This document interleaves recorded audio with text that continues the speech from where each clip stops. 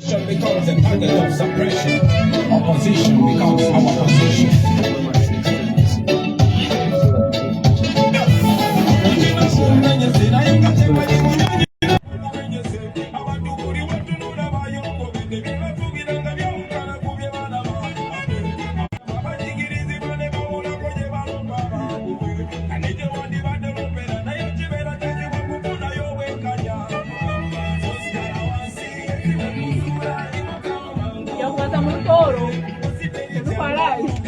Rutoro rutaito ninja kubiga kutamo Ruganda rutaito.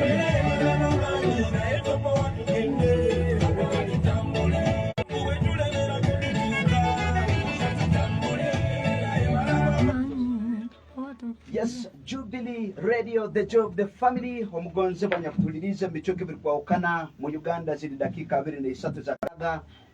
Ni ngumi obundi munsi yowanyi nambiro kuturora obwire busobora kwembaganiza time zone yete ya Uganda nambiro kutuliriza. Remember, Jubilee Radio is online. You can be able to stream live from America, from England, and all over the world. You can listen to Jubilee Radio, and via our website, which is uganda.com. Sobora koraboko katuliriza. We have a Facebook 05.6 Jubilee Radio. Still, you can stream live. This program is live on all over the platforms of Jubilee Radio. Kutulize Wanyata Francis Muhenda Akiki ndina omanyira Akiki obumbande nayo emelekero wingi kikira platform mbere tukubaliza taki aliyokuranga kundi ali live mu studios zaka ensi yona already mube mnimukimanyangu if your president wala nukumanya he's your president kimanyangu asasina live mu za Jubilee Radio hona mberoli ko kutugambira not following a live no jakwa nomanya kike kya kutubaliza abantu batoro kike kya kubaliza abanya Uganda na habwekyo otaferwa any minute from now noja kwa nohurira kali lakatutandikira akike tutakagenzera kuhurira kali atakagizire kiyatugambira. I can see very naturally most of the faces I'm seeing them in red colors. Timanyira manya mesoganga ngambera. That is brotherhood. Oh yes, ngambera kiki mu faces zino no manyira ho hano. Bankumanya bayingi. The president himself arali manya pako bamuhaireha. Have you gotten a bedroom yet? Tivaka muhaire from here ningia gimu mpaka atafai. Honorable Joram Bintamanyo Gwekioma. No one zotandikire. You come there last day, don't you know what? Nyine kumwizera. Then indora Honorable Kyagulanyi Ayuuguumizza.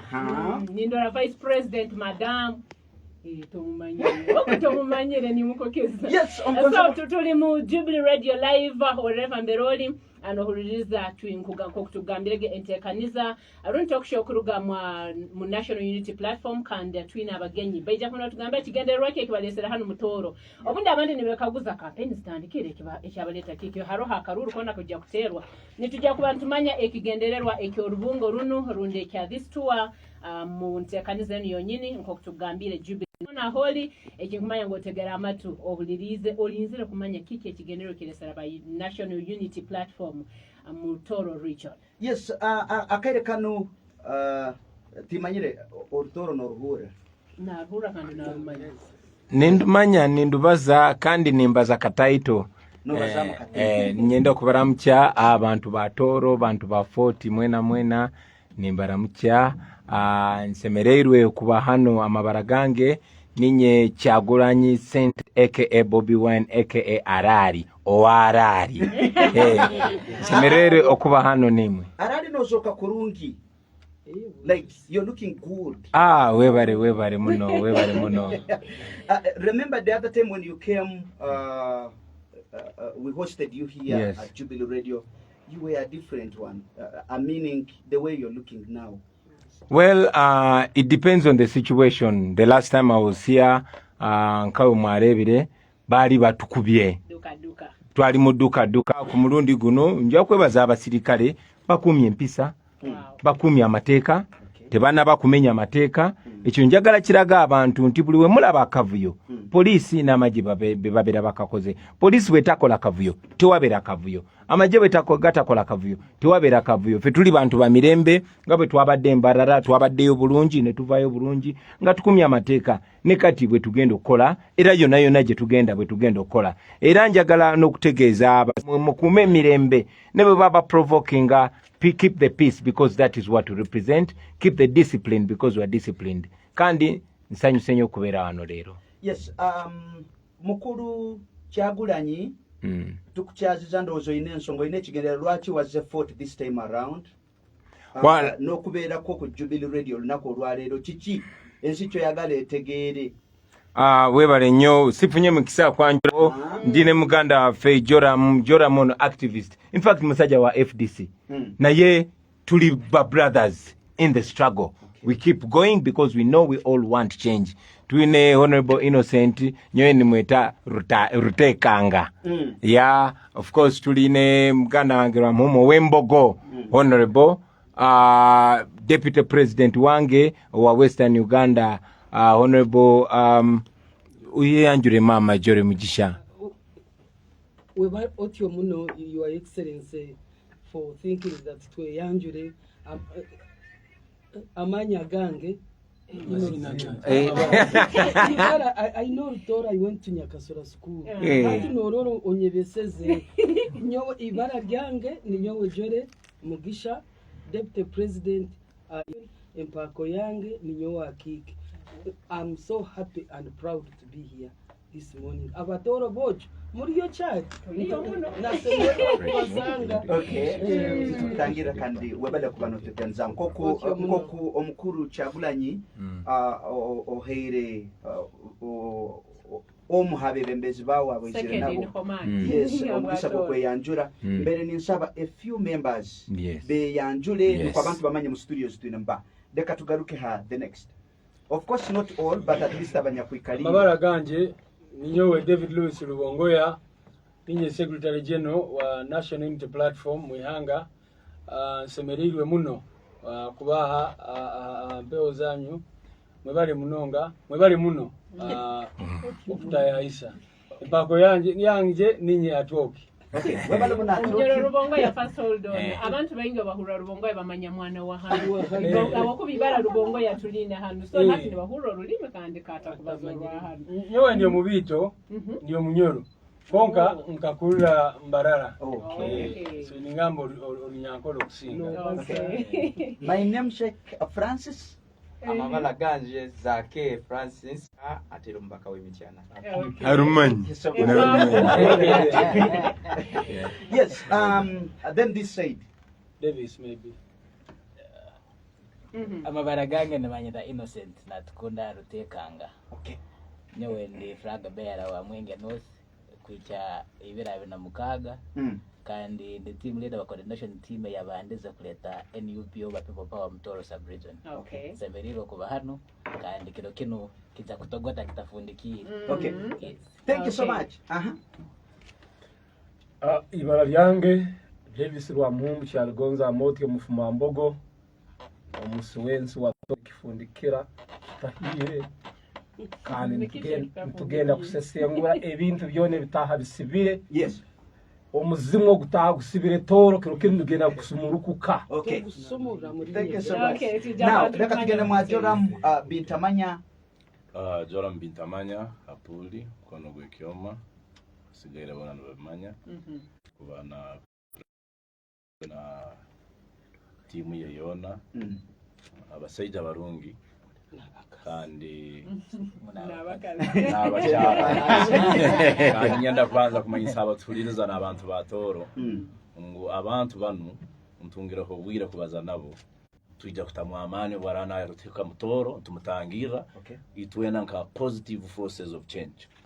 Thank you so much. Kandi nimanyisa mcha mnyoro Kyagulanyi ntaya muheire mpaka arali atakole ensobi ntwendo giteke mu buryo ntwendo gikozese. Arali means thunder ladu twagarobere ladu Yes. Thank you so much, our brother Joram.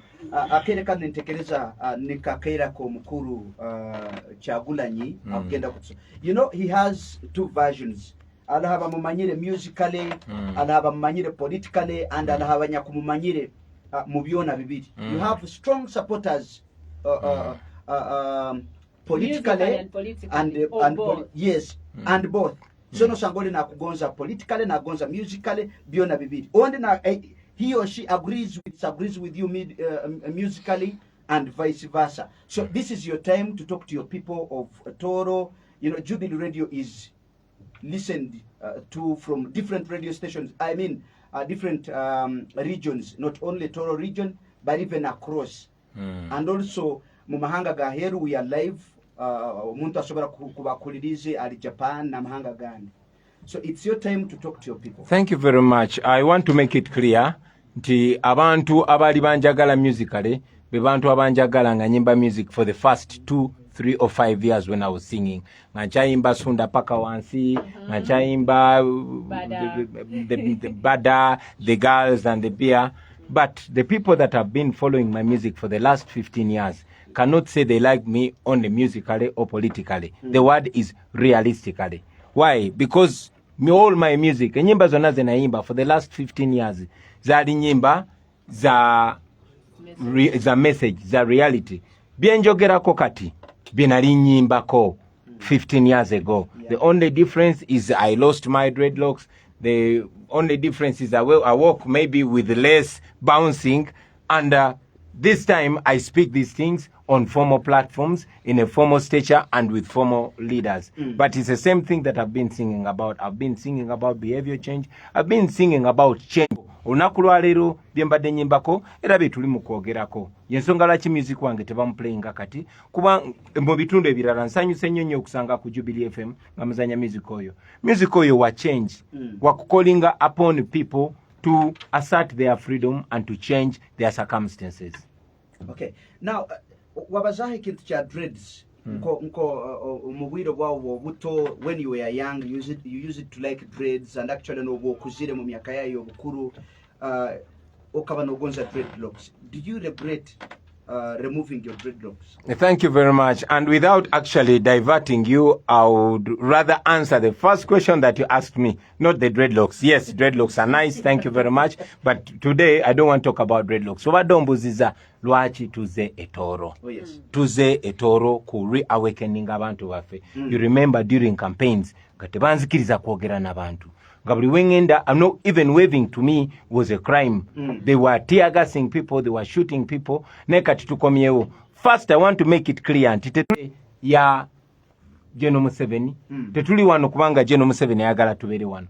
Tetuli wano kubanga police obabo nabagala tubere wano. No. Tuli wano kubanga tuli kumazima. Ate tuli wano because the reality is stronger than the forces that have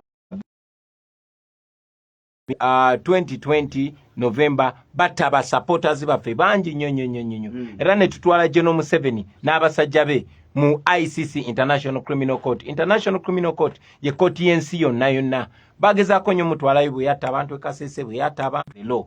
But we also know that the people that were stopping us, they are scared of the people. So tuli wano abwamanyi ganyu abantu batoro n'abantu ba Uganda. But most importantly, we are here because the international community is with us. We are here because the people are with us and the law is with us. And I want to, at this moment, encourage the people of Toro.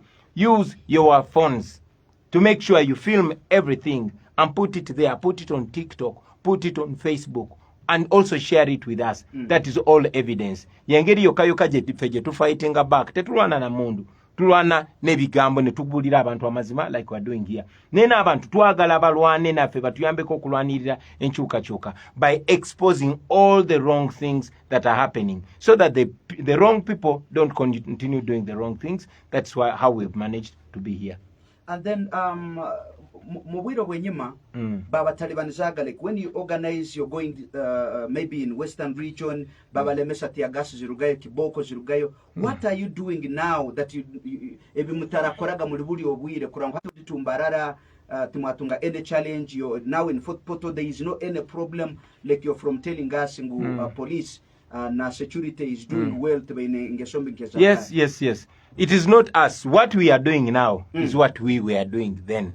The only difference is that back then the military and police were misbehaving. Like I've thanked them, I want to thank them again. Njagala okubebaza mwenna mwenna abapoliisi n'abamaje. Mwe bali kuuma mirembe, mwe bali kuuma mateeka. Tuze tubagamba, we are not your enemies, our brothers and sisters. We want to change your lives as well. You deserve better. You deserve better payment. You deserve better health care for your wives and children. You deserve better education for your children. So when we change Uganda, it does not benefit only journalists, not only radio presenters, not only farmers, but even our soldiers, our men and women in uniform who get little pay. Wabala bali ngabali Somalia. Bafa banji nyo na ye simanyi oba n'abamu bakomao. Oze olaba complaints mbasirikale. Recently, Muganda wafe Aveno Toro. You're getting us so frustrated. Era ye is a symbol of so many men and women in uniform that are suffering, that need mental health care and attention, that need a better life. So we are fighting for you as well, for better for everybody. Okay. And then okuija kwanyu murundi guno nyenda tugaruke ekigendererwa ekikuru ekikulesera FortPortal nkia. The theme is Wake Up Uganda. Yes. Okusimura nebakweta okusimura omurutoro. Twenda okusimura abantu ababeere baryame. Ya? Sirumanye yadogera. Ya, ababeere babyamire. Twenda okubasimura bejuke ngu omurimo gukari Mwango. So we have a big duty. However, that duty we cannot do it alone. Since elections, bali batuga nokutambula. Nainga twagala okutambula. The last time we came to Toro, our brother Chairman Nyanzi was beaten so badly. And our people were stopped. You know, our t-shirts and papers and all that was muzikiza njogere mu Luganda nti lwe twasembayo kujja 40 abantu baffe babakuba Nyanzi bamukuba ne bamumenya okugulu n'abalala. So tuze kugamba abantu b'Etoro nti temupowa naffe tuyangire okupowa kandi nimwe muyange okupowa. Tugende mu maaso tusobole okukyusa Uganda yaffe. Uganda tebagenda tusaasira busaasizi. We are going to stand firm, non-violently but firmly, because it works. It will work. We want to remove a dictator. We are still suffering under a dictatorship. Twagala abantu bajjukize nti since election the land grabbing has continued, the corruption has continued. Mulaba Museveni akozesa 2 billion every day. 2 billion. Mulaba si wano Toro woka. Na everywhere mwalabye nti kati it's like a haste, it's a money haste. Mwalabye nti speaker wa parliament amaze myaka 2 mu parliament. Na nyumba ye mpya erimu amalwaliro 3. So ebintu ebifaanana bwe bityo benjagadde tusharing. Empozi njagala okusaba eno time tugikozese ne bakulembeze bannange abali wano sinzeka. While I am leading this team, I have come along with very intelligent men and women with whom I want to share this platform so that we effectively communicate to the people of Toro. Okay. Maybe sobora genda mwa Francis zake otugambiri plans is mwina okurango mwa simura Toro nije.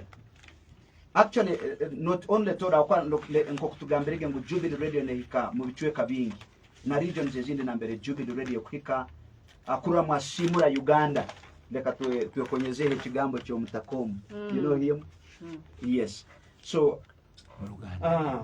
ensonga enkulu okulabanga banatuvayo kukunga abantu baffe okubasesimula okulabanga bazukuka okulabanga bamanya nti nno guno mulimu gwaffe ffenna wamu tugukolera wamu naddala nze nkunga abavubuka bonna gye bali okulabanga bamanya nti kino kyekiseera okulabanga tuva mu tulo tumanye nti tulina okubako kye tukola olwaleero n'enkya okulabanga tuwona embeera embi gye tulimu. Embeera tugiraba abantu b'Etoro bwavu bubatta nnyo ate embeera gye batukubye ng'ereetebwa bukulembeze obwa gavumenti eno eyalemera ku bannayuganda ng'ate balonda President Kyagulanyi ne Toro gwe balonda twafollowinga buli kimu era nga tukibeebaza ekyo naye kati tekimala tulina okulaba nga rising up to the occasion okulaba nga tujjawo ebyo ebikyamu ebigenda maaso ate mu mirembe ng'okola ekyo ekitundu ky'osobola kijja kuvaamu ekinene maaso kaawo. Okay, and then tugende mwa General Secretary timanyiri entegeka zanyu ziri zitanikiwera ha Jubilee rundi mwinao plans ezindi after Jubilee Radio where you're going to meet your people and other programs that tuli hano ha Jubilee konga kuturarigaha nituzakuza kwigura office yitu eri ali Handika Street kandi kuturarijaho tugende tu meeting abantu bitu whispering gardens so niyo tekatika 18 konka kandi tukonga abantu bona bije tubebaza already noreba abantu abali aheri ya studio balika 10 z'abantu bali abategeriza abantu bali amihanda kurugo mukasheshe so tubebaza munonga abo hakizi nabo arukundo imwinire president wetu kandi imwinire national unity platform na people power katugenda mu mission okunga tulebe ngu Uganda yaterera ebiturugamba nebyamazima ebiturugamba biri ali nebyamazima ngo president yagamba arali tuli kitufu ninga shi tuli amazima abantu batoro ebizibe bimwine ntubimanya bingi munonga ebe yebintu okweri kutambura amashomero enguto nebindi byona ebizibe bimwine okombyaraho mu kuturikiriza itwe national platform ntuhamisa mukuturahize kutwara entebe imwe atwire ntuzaku kwataho tubikore kandi turebe cyengo abantu baba omumagara marungi turebe ngu abana bashoma turebe ngu marwariro harimu embazi turebe ngu abantu bine nguto nungi turebe ngu tokwetenga kuba mwana woha woli ningoli akutunga murumo hata abana nibagenda bashoma omushomesa amara senior 6 atunga diploma ninga shobona tunga degree kongo shanga navuga boda boda oshanga rukoro mbitoche oshanga rukora washing bay abo kwataro mirumo hati to international platform ndo amizangu sente zihanga ntuza kuzita omagara gabantu yes nicho turi kwenda college sente zihanga zishiruka ntuzinvestinga ombantu tukugura ba minister motoka tukugura emburu natiya gase muri kureba konka okuzita ombantu bitu kureba ngo amagara gabo obomezi wabo bwaterera mwe bali munonga. Thank you so much. Now madam Yes, timanyira kiki ni nyanda omukazi hamukazi actually to the vice president mpako gambira kiki so akiki ntukutangira muno abaitu iwanka vice president owikikaro kinu abantu bengi obundi nibagamba opposition ekikizire giremesa maybe up country ngutine grassroots timanyira nka vice president habwa national unity platform habwa kichoka kine kya western habwa kichoka kine kya toro kike kimuine rundi plan zike zimuine kurorango opposition yahama kurugera kimuhansi hakiaro up to the maybe to the region wabare mnonga akiki iwa kiki no abori yanga abori okay hati tuina programs nyingi ezo kwika hansi reka ngambori nyankoro rutoro rukanyeba ukababo hariya mwa mugenzi rutabarenge ira when Nyakasura school ekabanonji all the good schools those days at kambazo nyankoro at program eyo kwikombyaro ebire eisirwe amateka ningashi okozesa kuba amateka mu Uganda ga polisi na government tuzibiro kugenda nambwenu numwijuka omyezi mike yahinguye ejo tukaba twizire kureba obukiko bwitu bwakunga obutwabire turonzere kandi no kwika office yitu bakatutera emyenda bagitagura numbimanya byona abantu bato so konka hati twino obukiko butubitwaronzere mu bantu nibabweta kunga mu echo nekigambo cyo Uganda konko muri nyankore no rutoro mu runyakitara no kurundana abantu mbwena hati noreba turiyo mu program endijo eyitwaye da reawakening okuyimsya buto omutindo gwa Uganda nabwo echo mu program ejo yonyine ntwimukiza mu buto obukiko bwitu obutwabe twaronzere for instance ariho obukiko bwabene bwebemberwa ababandiza bitwabe ntweta ba coordinators banatukunda hano mu rutoro obo kabachomya o somebody so we are reawakening them echa kabiri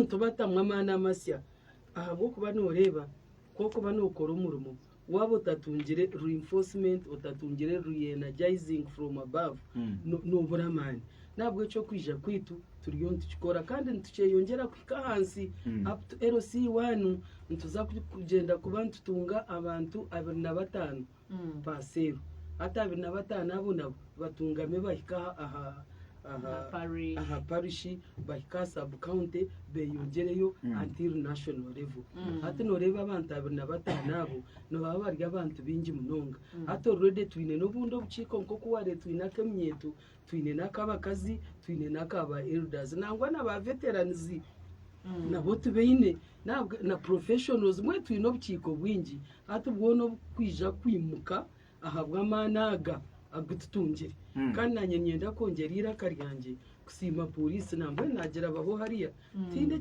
bambe bayemerera batureba mutumanya gutabwa amana gabo bonka nahabwa amana gitu nk'ekibina nahabwa amana ga president witu na agateyiremu kureba ngo buteka ngo amateka gakora tugumwihangire nabwo eco nyenda kubakunga imwe abebembezi bita abatoro ababunyanga bunimanya no mumporora abantoroko cyenjoje kuruhona what is the other kamwenge kitagwenda chegegwa na cyenjojo. I want to call upon you muhure mwimuke buto muteke mwamani engoma tukagenda kara entebe mu ntebe tuinagendayo hati in real sense. Thank you so much. Maybe Vice President kinde kinagondeza maybe kukaguzaho abantu bayingi abokuba n'urubatahero kuno saba they are supporters of opposition baitu baine kutina ne bagamba ndakabateja bakantera baitu nabaliyo secretly or privately ahe mu rubajo kuna supportinga baitu nagamba barankenga beja kuntera timanyire security ya abantu bana abokutugambira no yenda ni mwenda kutandikira hansi kurora ngo batandika ekintu kino security yabo neberi atabukuba bainemu obutini zo bakugondeza kurora ekintu kino batutwara mu maiso otyo norora hati tutandikire naitwe bakabano batutera hariho bwogenda mu struggle batakuteyire oina kugendayo omanyire you are opposing a dictator kandi dictator emihanda ye yakuba nakozese yo kuciro bwingi is intimidation, is killing, is breaking the law. Ebyo byona nkakobimanyire bet kandi hati norora tumunyigire neito otanihira ntustamire tumunigire norora hata abapolisi bemerire hariya. So we are using the law, we are following the law. Ntugambira abakorasi beitu ngu bamanye ngu there is a law in place that is protecting them. Kandi ekindi ekibina kitu kine a team of lawyers. Ba lawyers beitu bakurata muno those people who